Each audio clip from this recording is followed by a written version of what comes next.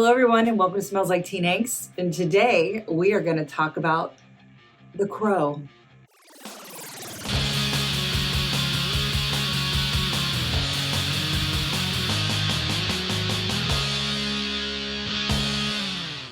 Before we get started, make sure you subscribe to our channel so you don't miss out on any of our angsty videos.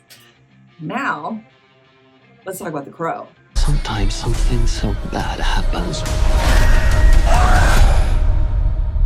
that the soul cannot rest. What can I say? I am going to start off this review by just saying I fucking loved it. There it is.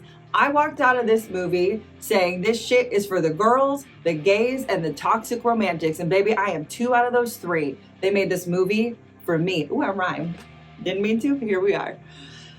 The Crow. Well, I understand when they announced this movie, there was a lot of backlash and there's a lot of people upset about it, thinking it, diminishes Brandon Lee's legacy, his memory. And I just have to say that is some ass backwards thinking in my opinion. I don't think that this diminishes anything or is any more rude to his legacy and memory than the movie studio that still put out an unfinished movie because they needed to make money. It's not synonymous. These two things can exist. I will also say this, that after watching this 2024 version of The Crow, I can't even really compare the movies. They are 2 completely different stories. They are 2 different Erics. And I've never seen the sequels to the original Crow movie, and I've never actually read the comics, but I do know a lot of the lore because, I research, I get hyper-focused. ADHD! And I will say these 2 things are what I will compare.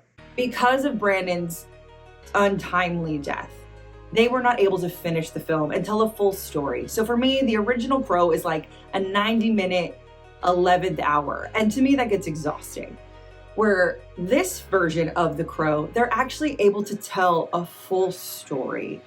We're getting different Crow lore. We're getting to see these 2 characters fall in love and figure out why he's even willing to sell his soul in order to take revenge and possibly get her back. And that is something for me that the original one is missing. I can't handle just a 90-minute fighting movie over an apartment. Anyway, so that is all I'm going to say in comparison of these 2 films. And now we're going to talk about The Crow. The 2024 version of The Crow stars Bill Skarsgård and FKA Twigs as Eric and Shelly. These 2 characters are fantastic. They both have their own stories. They both come from different parts of the tracks for different parts of the world. They have different cultures. And the opening scene of this movie took me a minute to really understand why it was happening. It is a little bit of a spoiler, but it does start with a Atreyu moment, is how I'm gonna say it. This opening moment is absolutely the mortal wound of the story. It's Eric's first brush with death. It's Eric's first moment of feeling the pain and loss, and the moment of willing to want to help something or someone that you love so much to the point that you'd cause your own self-pain. That's The Crow. It is a story about a man who is so madly in love with someone that he's willing to sell his soul and get revenge in order to bring her back. And I think that this movie does such an incredible job of building that story. When someone dies, a crow carries their soul to the land of the dead. I also really love that we're getting a different version or different lore of The Crow, which I know the original Crow's lore was not correct. And so in this one, it's a little more correct. That his life is not tied to the life of the bird, okay? Instead, it's, tied to something else. And we get to see him become the Crow and doesn't just start as the Crow. And I kind of love that. Half this movie, Bill Skarsgård's ass is getting kicked while he's figuring it out. He's literally scrapping like a street fighter. He's not like some superhero that he ultimately becomes. I know people have an issue with the aesthetic of his look, and I just gotta say, nailed that for me. Personally, I am happy to look at this man looking like a hot rugby soccer player, football player, whatever you want to call it, covered in tattoos. They made this man for me. That's all I have to say about that.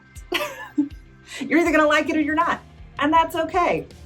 Obviously, it did something to me. And Bill Skarsgård in this role is absolutely fantastic. At this point, I'll just see anything this man does. He is my favorite Skarsgård. And FKA Twigs, I think, serves her purpose as Shelly, and they have really great chemistry together. I think they're very good together. The action sequences in this are fantastic. They happen in tight spaces, big spaces, and I love when you use a modern song or something epic to be the underscoring of a huge fight scene, and we get something like that, which makes me happy. I literally left this movie the same exact way I'm talking to you now. I called my friends, I called my editors, I was like, I can't tell you much, but all I can tell you is I loved it. It's so good for so many reasons, and that's all I could say.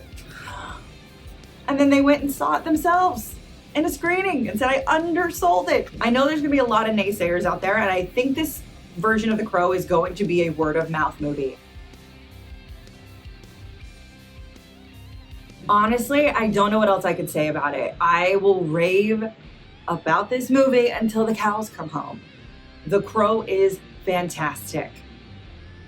Put your nostalgia aside for a minute and just go see it.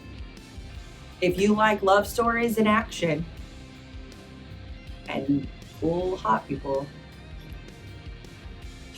God, it's so millennial coded, it's ridiculous.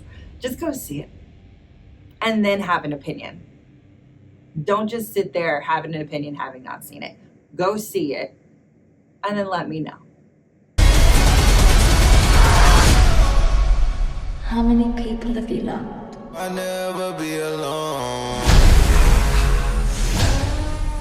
Thank you guys so much for watching. Again, I'm Sarah. Make sure you subscribe to our channel, comment, let me know what you think about The Crow after you see it. If you comment on this shit and tell me I haven't seen it yet, but it's blasphemous, you're dumb. That's all I'm gonna say. Just go see it before you get crazy. And then ring the bell so you miss out on any more angsty videos. Bye.